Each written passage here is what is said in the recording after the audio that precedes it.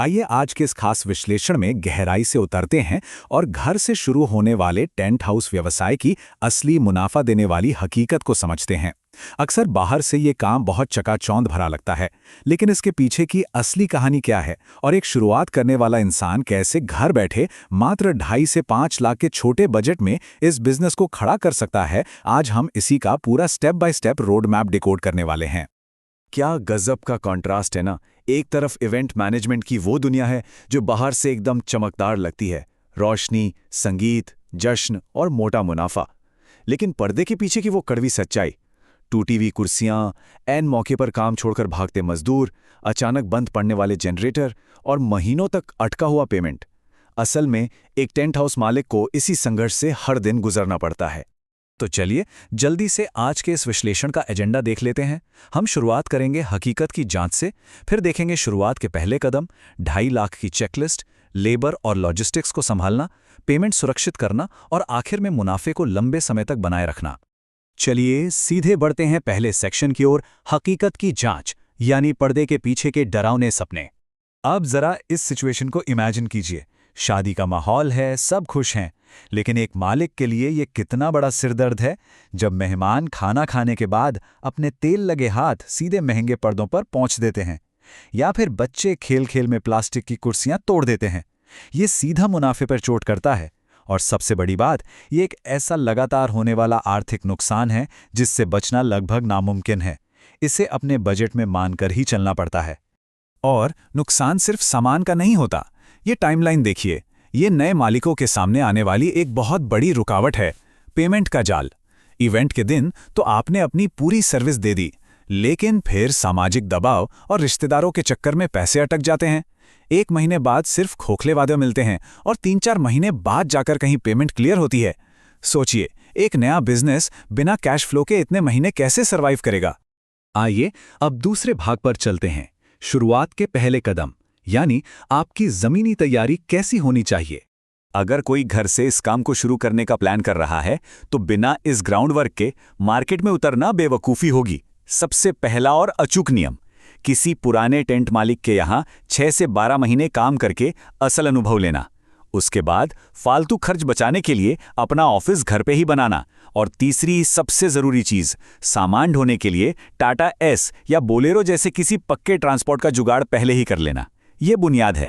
चलिए आगे बढ़ते हैं तीसरे सेक्शन पर, 2.5 लाख की चेकलिस्ट, यानी स्मार्ट इन्वेस्टमेंट कहां और कैसे करें। जरा इस नंबर पर गौर करें, लगभग 2.5 लाख रुपए। अक्सर लोग कहते हैं कि इस बिजनेस में बहुत पैसा चाहिए, लेकिन सही प्लानिंग के साथ 2.5 लाख के अंदर एक पूरा काम करने लायक टेंट हाउस खड़ा करना कोई मिथक नहीं है। ये एक पक्की गणितीय सच्चाई है। लेकिन इस बजट को काम में कैसे लाएं? यहाँ काम आता है क्वालिटी वर्सेस क्वांटिटी का बहुत ही शानदार फॉर्मूला। भारी पैसा उन बुनियादी ढांचों पर लगाना है जो सालों साल चलेंगे, जैसे सीलिंग, पर्दे, कुर्सियां और टेंट खड़ी करने वाली कैची और घोड़ा। इनकी क्वालिटी से कोई समझौता नहीं। दूसरी तरफ छोटे बर्तन जैसे डोंगा, चावल की प्लेटें और करछुल सस्ते और ज्यादा मात्रा में खरीदने चाहिए, क्योंकि सच मानिए इवेंट के बाद इनमें से कुछ का चोरी होना या घरों के बर्तनों के साथ बदल जाना तय है। इस बजट का एकदम सटीक ब्रेकडाउन देखना बहुत दिलचस्प है। सबसे पहले और सबसे जरूरी, एक भरोसेमंद 5 kV जनरेटर पर लगभग 55,000 रुपये का निवेश, क्योंकि अगर रात में लाइट चली गई और जनरेटर ने धोखा दे दिया तो आपकी लाखों की सजावट मिट्टी हो जाएगी। उसके बाद बेसिक स्ट्रक्चर, कुर्सियों और एक अच्छी लाइटिंग सेटअप का नंबर आता है, एकदम नाप तौल कर किया गया खर्चा। अब आते हैं चौथे भाग पर, लेबर और लॉजिस्टिक्स। ये वो हिस्सा है जहां रोजमर्रा की असली सिरदर्दी शुरू होती है। ये कोड बिल्कुल सटीक बैठता है। पीक सीजन में लेबर का क्या हाल होता है, काम का दबाव इतना कि मजदूर सीधे दुगने पैसे मांगते हैं। और सबसे डरावनी बात, अगर वो समय पर इवेंट वाली जगह नहीं पहुंचे तो आपका पूरा फंक्शन बर्बाद हो सकता है। नए बिजनेस के फेल होने का ये एक बहुत बड़ा कारण है, भरोसेमंद स्टाफ की कमी। और लॉजिस्टिक्स की हालत तो और भी खराब हो सकती है, खासकर गांव देहात के इवेंट्स में। इमेजिन कीजिए, खराब कच्चे रास्तों पर गाड़ियां नहीं जा पा रही हैं और आपको भारी भरकम जनरेटर हाथों से धक्का देकर ले जाना पड़ रहा है, और वहां मौजूद मेहमानों से मदद की उम्मीद बिल्कुल मत रखिए। इसीलिए इस काम में एक मजबूत और डेडिकेटेड फिजिकल टीम का होना कितना अनिवार्य है, ये बात एकदम साफ हो जाती है।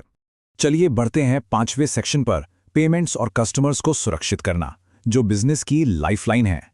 पेमेंट के उस जाल से बचने का सिर्फ एक ही तरीका है, सख्त नियम, बिना एडवांस पेमेंट के कोई बुकिंग नहीं और इवेंट से पहले उपकरणों का एक स्पष्ट लिखित अग्रीमेंट। ये एक नए मालिक को कर्ज में डूबने से बचाता है।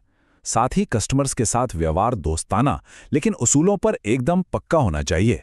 और हाँ, लोकल मैरिज लॉन वालों के साथ अच्छी नेटवर्किंग करना ना भूलें, वहां से अक्सर ओवरफ्लो बुकिंग्स मिल जाती हैं। और अब हमारा छठा और आखिरी भाग, क्वालिटी और मुनाफे को लंबे समय तक कैसे बनाए रखें। यहाँ एक बहुत बड़ी गलती जो अक्सर लोग करते हैं वो है बुकिंग पाने की होड़ में लोकल रेट वॉर का हिस्सा बनना। दाम इतने कम कर देना कि मुनाफा ही खत्म हो जाए। ये बिजनेस को पूरी तरह बर्बाद कर देता है। इसके बजाय अपनी क्वालिटी पर टिके रहना और सही दाम वसूलना ही लंबे समय तक ग्रोथ देता है। यही तरीका है जिससे पीक सीजन में 1 से 5 लाख रुपए महीने की कमाई असल में संभव हो पाती है। लेकिन जब शादियों का सीजन खत्म हो जाता है तब क्या? तब काम आती हैं ये बेहतरीन ऑफ सीजन रणनीतियां। सीढ़ियां, बड़े चूल्हे और ड्रम जैसी बेसिक चीजों को छोटे घरेलू कार्यक्रमों या कंस्ट्रक्शन के काम के लिए किराए पर दे देना। इससे एक छोटा ही सही लेकिन लगातार इनकम का फ्लो बना रहता है। और यही खाली समय होता है जब आप अपने उपकरणों की अच्छे से मरम्मत और देखभाल कर सकते हैं। तो इस पूरे विश्लेषण के बाद अंत में एक बहुत ही जरूरी सवाल सामने आता है जिस पर हम सबको विचार करना चाहिए। क्या सिर्फ कुछ बुकिंग्स के लिए शॉर्टकट अपनाकर और रेट गिराकर काम लेना कभी भी फायदेमंद हो सकता है? बिल्कुल नहीं। क्वालिटी, सही दाम और ऑफ सीजन की समझदारी भरी प्लानिंग ही ये तय करती है कि कौन सा टेंट हाउस बिजनेस लंबी रेस का घोड़ा बनेगा और कौन सा कुछ ही महीनों में बंद हो जाएगा।